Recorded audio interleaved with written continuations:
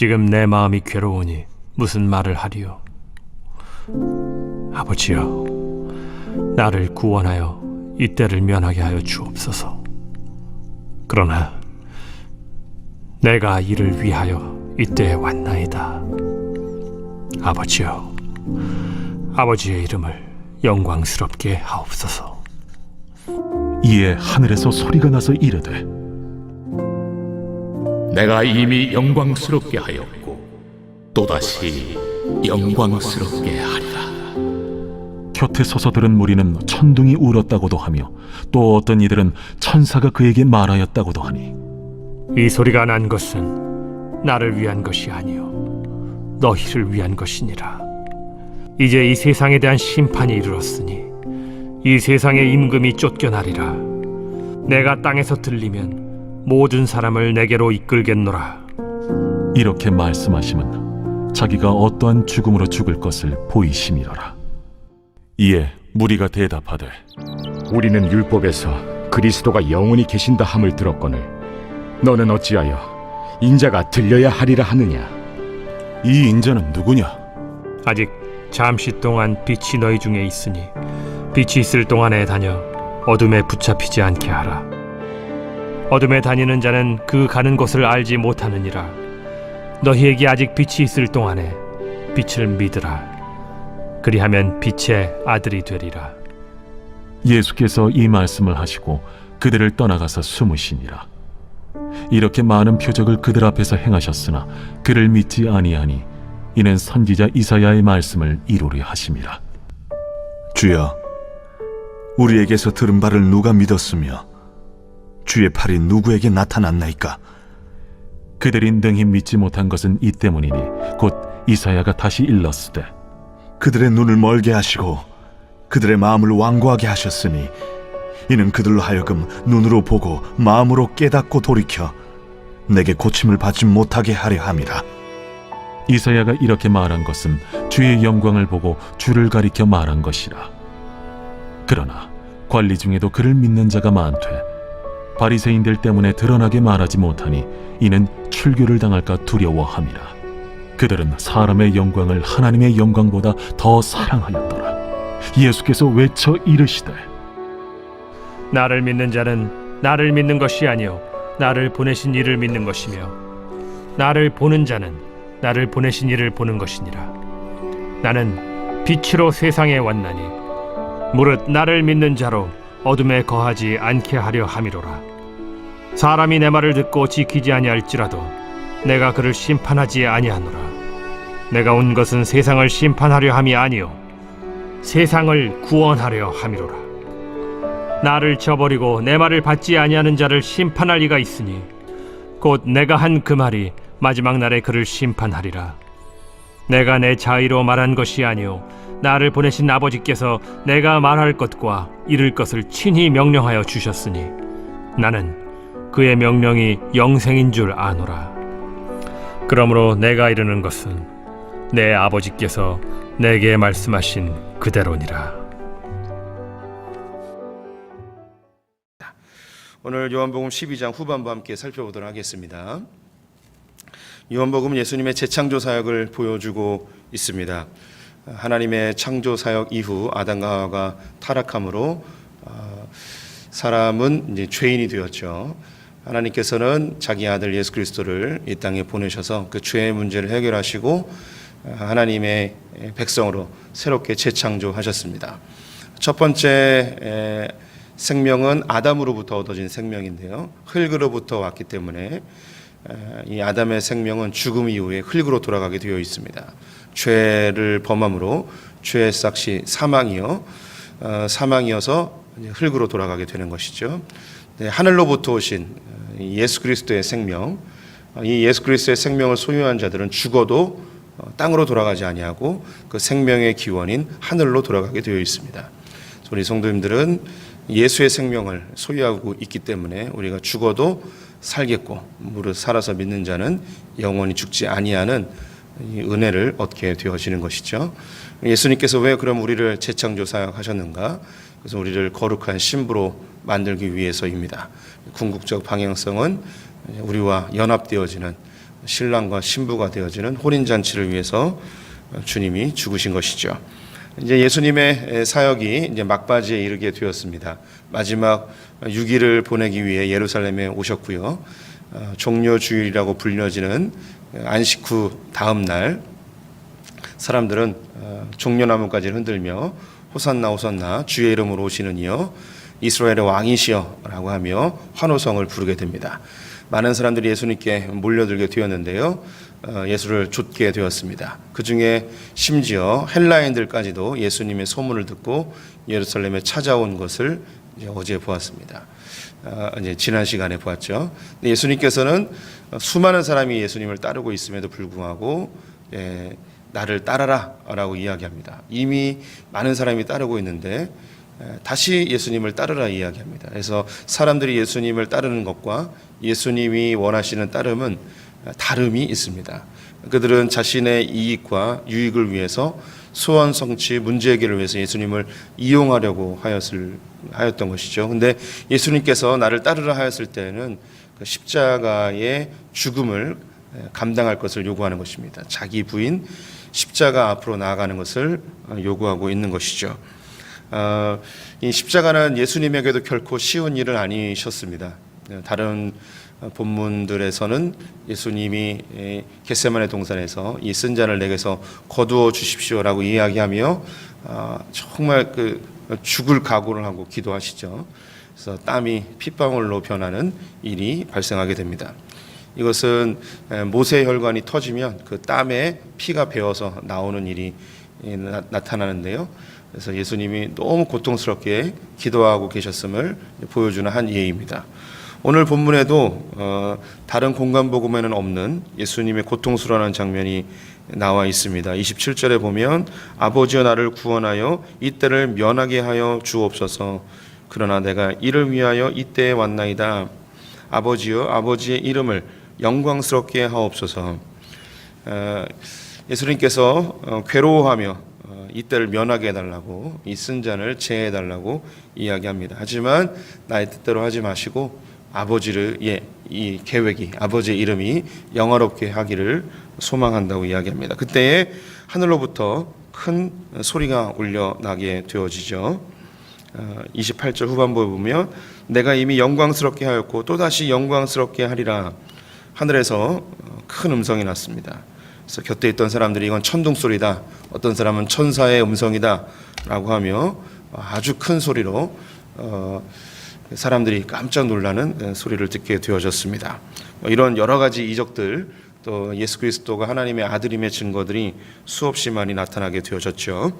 이제 그 다음에 나타나는 장면이 세 종류의 사람들이 등장하게 됩니다. 첫 번째 사람들은 수많은 표적과 예수님의 놀라운 말씀들을 들었음에도 불구하고 믿지 않는 사람들입니다. 37절 보면 이렇게 많은 표적을 그들 앞에서 행하셨으나 그를 믿지 아니하니. 첫 번째 사람들은 예수 그리스도를 믿지 못하는 자들입니다. 수많은 표적을 보았음에도 불구하고 믿지 못하는 것이죠. 오늘날에도 많은 사람들이 예수에 대한 소식을 듣고 기독교에 대하여서 접하게 되고 또 성경의 이야기나 또 성경의 좋은 구절들을 듣게 되어집니다. 또 인생을 살다 보면 한두 번쯤은 전도를 받게 되기도 하고 주변 사람들에게 교회 출석을 권유받기도 합니다. 또 어떤 사람이 예수 믿고 이렇게 변했더라, 이렇게 복을 받았더라, 이런 이야기를 들음에도 그 수많은 증거들, 또 수많은 증인들이 있음에도 불구하고 믿지 못하는 자들이 있죠. 왜 이런 사람들을 믿지 못하는가?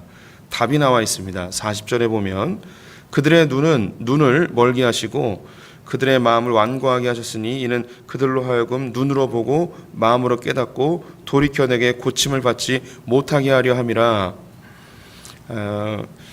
하나님이 그들의 눈을 열어주지 않았고 그들의 마음을 여전히 완고하게 하셨고 그들을 깨달아 돌이켜 고침을 받게 하지 않으셨다고 이야기합니다. 하나님이 그들에게 그렇게 믿을 수 있게끔 은혜를 베풀지 않았다는 것이죠. 기독교의 구원은 은혜로 얻어집니다. 그런데 여기서 조금 더 깊이 들어가면 성도님들이 아시듯이 예정론이라는 게 있고 행위 구원이라는 게 있습니다. 같은 기독교 울타리 안에 있는데 이 구원에 대해서 조금 다른 시선으로 보는 경향이 있습니다. 심지어 이 행위 구원과 이 예정론의 충돌로 전쟁까지 일어나고 수많은 사람들이 죽기까지 하였습니다. 기독교의 아주 그 중요한 이슈라고 할 수 있겠죠. 우리 장로교는 이 칼빈의 예정론을 우리의 교리로 택하고 있습니다. 이 예정론은 하나님께서 구원받을 자들을 택하여 부르셨다는 것이죠. 이것이 이제 예정입니다. 하나님이 창세전부터 택하여 부르셨다는 것이죠. 행위 구원은 착하고 선행을 하는 자들이 하나님께 구원받는다는 거예요. 아직 구원이 결정되지 아니하였고 그들의 삶을 보고서 하나님이 마지막 때에 결정해 준다는 교리입니다. 지금은 이게 처음에 이제 시작됐을 때는 이제 성경 전체의 이제 한 부분만 보고 이걸 시작을 하였는데 지금 이 두 가지가 짬뽕이 되어졌습니다.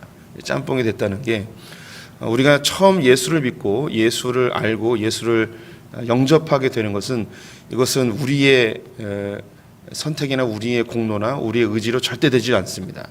이거는 확실히 하나님의 은혜입니다. 하나님이 택한 백성들이 하나님을 영접합니다. 예수님을 영접하는 거죠. 그런데 이 구원에 동참하였지만 구원이 완성되는 것까지는 또 다른 문제입니다.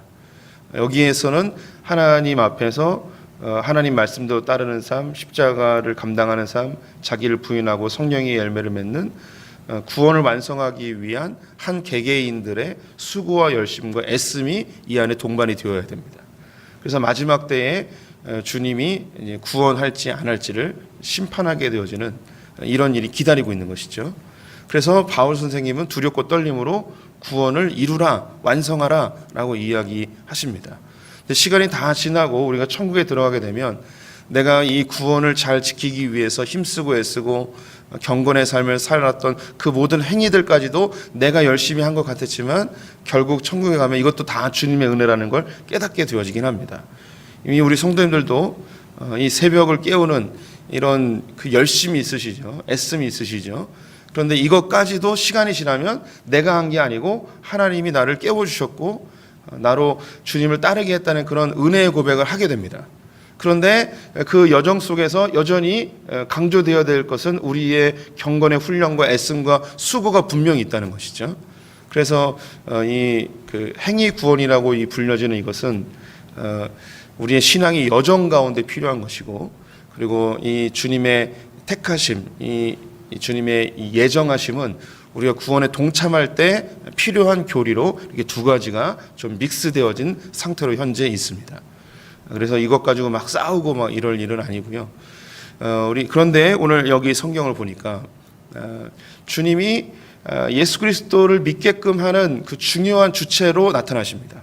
하나님이 눈을 열어주셔야만 예수를 볼 수 있고, 마음을 열어주셔야만 예수를 영접할 수 있고, 주님이 우리의 마음을 그 왜곡되어지고 죄악으로 가득 찬 이 마음을 고쳐주셔야만 예수님을 받아들일 수 있다는 거죠. 굉장히 중요한 겁니다.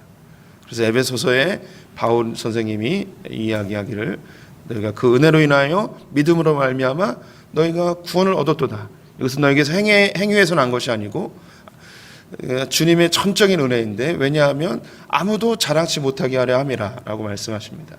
그래서 우리가 전적인 은혜로 주님의 구원에 동참하게 되어진 것이죠.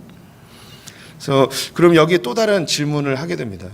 그럼 왜 하나님께서는 사랑의 하나님이라고 하시는데 모든 사람을 다 구원해 주시면 좋은데 왜 이런 사람들은 그냥 놔두고 어떤 사람들은 믿게 하고 왜 그러냐라는 그런 질문을 할 수 있으시겠죠.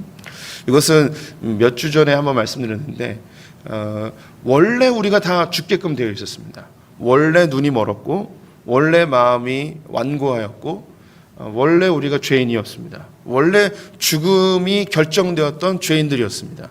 그런데 그들 가운데 주님께서 선택해 주신 것이죠. 주님이 우리의 마음을 열어주셨어요. 우리로 하여금 예수 그리스도를 볼 수 있게 해주셨고 주의 말씀이 들리게끔 해주셨고 우리의 완고한 마음을 주님께서 부드럽게 하셔서 주님이 예수 그리스도를 믿게끔 우리에게 하셨습니다. 그게 은혜이죠. 그래서 우리 성도님들이 이 자리에 있는 것은 하나님의 전적인 은혜입니다. 예수 그리스도를 믿을 수 있다는 것이 전적인 은혜입니다. 여기서 이제 또 기억하셔야 될 게 뭐 오늘 본문에 나오진 않지만 우리가 예수를 믿는 것은 은혜이지만요, 이 은혜를 잘 간직하는 것은 우리의 몫입니다. 그래서 성경에도 수많은 사람들이 구원의 서정에 동참했다가 구원의 완성에 이르지 못하고 하나님께 버림받은 사람들이 수없이 많이 있습니다. 우리 성도님들이 두렵고 떨림으로 구원을 이루어야 돼요. 이 문제를 가지고 교육자들하고 지난 토요일에 얘기를 했었는데 한 교육자가 저에게 그런 걸 물어봤어요. 그럼 목사님, 하나님이 예정하지 않고 택하지 않은 사람이 구원받을 수 있습니까? 예수를 믿을 수도 있습니까? 라는 그런 이야기를 했어요. 그래서 제가 뭐라고 대답했냐면, 성경에 정확히 나와 있는 구조는 없는데 나는 하나님이 예정하시거나 택하지 않아도 하나님께서 구원에 동참시켜주는 사람이 있다고 나는 생각한다. 아니, 생각한다를 뛰어넘어서 그렇게 믿는다라고 대답을 했어요. 이거는 그 성경에 나오는 것도 아니고 천국 가서 주님께 물어봐야 될 사항인데, 원래는 주님이 구원하기로 택하지 않은 사람이에요. 그런데 이 사람이 그 마음속에 신심이 있고 스스로 자기의 지성으로 하나님이 유일하신 분이라는 걸 깨닫고 예수 그리스도가 구원자이고 모든 인간은 죄인이고 이것에 대한 깊은 고민을 하다가 성경을 보면서 혹은 누군가를 통해서 이 복음에 대한 메시지가 이게 참이다, 진리다라는 것을 깨달아 주님을 스스로 찾아놓은 사람들이 있습니다. 이런 신기한 사람들이 있어요. 교회에 보면 신기한 사람들이 있어요. 이런 분들은 하나님께서 처음에 택하지 않으셨을지라도 구원하셨다, 그리고 구원의 반열에 이르게 하셨다라고 생각을 하게 됩니다. 이것은 구약에 보면 이스라엘 백성들이 출애굽할 때에 수많은 이방인들이 함께 나왔습니다. 이스라엘은 택한 백성이고 이 이방인들은 택한 백성이 아니에요. 그런데 이 택함 받지 못한 백성들이 하나님의 놀라운 이적을 보았고, 그리고 그 자신들도 종살이하는 것에 대한 그 마음속에 자유에 대한 갈망, 그래서 이 자유를 향하여서 미래가 불확실하지만 그 하나님을 쫓아 함께 나오는 자들, 이들이 이제 구원에 동참했거든요. 또한 더불어 이스라엘 백성들이 가나안 땅에 들어갈 때에 기생 라합이 있었습니다. 여리고성에. 이 기생 라합은 하나님께 택함 받았던 족속이 아니에요. 그런데 그가 하나님에 대한 소문을 들었고 이스라엘에 대한 이야기를 들으면서 그 상처나지 하나님 같은 분이 없다라는 걸 스스로 깨달았어요. 그리고 나를 구원해 달라고, 나도 하나님 믿고 싶다고 라고 고백하게 되자 하나님의 백성이 되었고 예수 그리스도의 족보에 이르게 되어집니다. 또 모압 땅의 룻이 나오미를 만나서 어머니의 하나님이 곧 나의 하나님입니다 라고 이야기합니다. 어머니가 믿는 그 하나님을 보면서 모압 땅에서 자랐던 그 수많은 신들과 비교할 때 그 완전히 다른 하나님을 보면서 내가 이 하나님을 믿고 싶습니다 하며 나오미를 따라가게 되죠. 이 룻 역시 예수 그리스도의 족보에 오르게 되어지는 영광을 얻게 됩니다. 또 성경에 보면 수많은 이방인들이 하나님의 백성으로 편입되어지는 것을 보게 되죠. 더 결정적으로 우리 성도님들이 원래는 하나님께 택함받은 백성들이 아닙니다. 그런데 우리가 하나님의 자녀가 되어졌죠. 그래서 이건 좀 조심스럽지만 성경에 정확한 구절이 나타나 있지 않지만 하나님께 택함받지 않아도 그 마음속에 하나님을 지각하고 하나님을 믿고 싶은 그런 고백이 있다면 이 사람은 하나님의 구원의 반열에 이르게 하는 것은 아닌가, 뭐 이런 생각을 해봅니다. 새벽에 괜한 얘기를 한 것 같은 느낌도 드는데 재밌어들 하시는 것 같아서 다행입니다. 그런데 어쨌든 그렇게 이제 나중에 예수를 믿는 사람, 자기 스스로 자각하여서 하나님이 탁월한 분이라는 걸 알고 우리가 죄인이고 이 죄의 문제를 예수 그리스도만이 해결할 수 있다는 이 사실을 깨닫는 이것도 은혜라는 건 알게 돼요. 이것까지도 주님의 은혜였구나라는 걸 이제 고백하게 되어지죠. 하나님의 은혜가 아니면 할 수 없다는 것. 우리가 이제 시간이 지나면서 점점 깨닫게 됩니다. 아, 주님의 은혜였구나 다. 두 번째 등장하는 사람이 42절에 있습니다. 그러나 관리 중에도 그를 믿는 자가 많되 바리새인들 때문에 드러나게 말하지 못하니 이는 출교를 당할까 두려워함이라. 두 번째 사람은 예수 그리스도가 메시아라는 걸 믿었던 사람들이에요. 그런데 드러내지 못하는 거예요. 자신들이 이 유대교 공동체에서 출교를 당할까 봐 두려워하는 자들이었죠. 어떤 두려움이었는가? 자신들이 갖고 있는 모든 삶의 기반이 다 잃을 수 있다는 두려움입니다.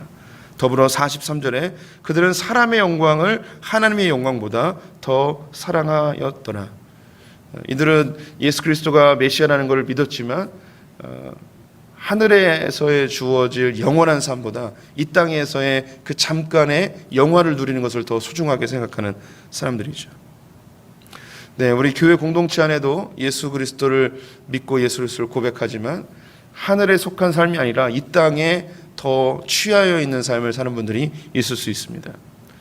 교회 나와서는 크리스찬인 것처럼 예배를 드리지만 이 세상의 생활 속에서는 자신이 크리스찬이라는 것을 전혀 드러내지 못하는, 사람들이 나를 어떻게 볼까? 내가 예수 믿는 것 때문에 불이익을 얻으면 어떡하나? 사람들이 나를 이상한 그 광신자로 보면 어떡하나? 라는 그런 두려움, 사람들의 평가, 이런 것에 더 두려워해서 드러내지 못하는, 또 예전에는 교회를 다녔지만 하나님의 존재도 믿고 예수님도 믿지만 교회를 전혀 다니지 아니하며 이 세상 사람들과 동일하게 생활하는, 예수 믿는 것을 두려워하거나 예수를 고백하는 것을 부끄러워하는 이런 사람들이 있다는 거죠. 우리 성도님들, 하나님 보실 때에 아예 안 믿는 사람하고 믿긴 믿는데 사람들 두려워서 드러내지 못하는 사람하고 둘 중에 누가 더 주님은 싫어하실까요? 네, 뭐 이미 눈빛들이 뭐 공감을 하시는 것 같은데, 제가 만약에 하나님이라면 얘는 은혜를 아예 안 줬어요. 눈을 안 뜨게 해준 거죠. 못 믿게 했어요. 근데 얘는 믿게 해줬어요. 눈을 열어줬어요. 그런데 그 마음속에 두려움 때문에 세상 사람들을 인정받고 싶은 마음에 예수를 고백하지 못하는 얘네들이 더 미울 것 같긴 해요. 심판을 주면 지옥의 이 가장 뜨거운 곳에 얘네들을 보내지 않을까, 뭐 이런 생각도 해보게 되어집니다. 오늘 혹시나 우연히 이 새벽 영상을 보는 성도님들이 있다면, 우연이라도 이렇게 이것을 보는 분들이 있다면 주님의 사인입니다. 예수 그리스도를 주로 고백하시고 가까운 믿음의 공동체에 들어가셔서 신앙생활을 잘 하셨으면 좋겠습니다. 세 번째 사람이 누구냐? 44절, 45절 말씀 보시면 예수께서 외쳐 이르시되 나를 믿는 자는 나를 믿는 것이 아니요 나를 보내신 이를 믿는 것이며 나를 보는 자는 나를 보내신 이를 보는 것이니라. 세 번째는 예수 그리스도를 믿는 자들입니다. 예수 그리스도를 따르는 자들이죠. 이것은 이미 앞부분에서 이야기했습니다. 예수를 믿고 예수를 따른다는 것은 단순히 소원 성취와 문제 해결이 아니라 예수 그리스도와 함께 십자가를 지는 것을 각오하는 자들입니다. 사람들의 영광이 아닌 하나님의 영광을 구하는 자들입니다.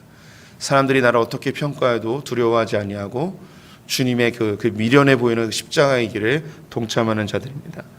그런데 이 예수 그리스도를 믿는 것은 하나님을 믿는 것이고 예수 그리스도를 보는 것은 하나님을 보는 것입니다. 이게 이 삼위일체의 신비함이죠. 예수 그리스도를 알아야만 하나님을 알 수 있습니다. 예수 그리스도를 봐야만 하나님을 볼 수 있게 되어집니다. 그러면서 예수님이 구원하기 위해 오셨다고 이야기합니다. 47절 후반부에 보시면 내가 온 것은 세상을 심판하려 함이 아니요 세상을 구원하려 함이로라. 나를 저버리고 내 말을 받지 아니하는 자는 심판할 이가 있으니 곧 내가 한 그 말이 마지막 날에 그를 심판하리라. 예수님이 오신 것은 구원하기 위함인데 예수 그리스도를 영접하지 아니하고 믿지 아니한 자는 심판을 받게 되어진다고 합니다. 예수님이 심판하시는 것이 아니고 그 말이 심판한다고 이야기합니다. 이 말은 예수님이 스스로 한 것이 아니고 하나님께로부터 왔다고 이야기합니다. 이 말이 뭐냐면 이 하나님의 새로운 계명이에요. 하나님의 율법이죠.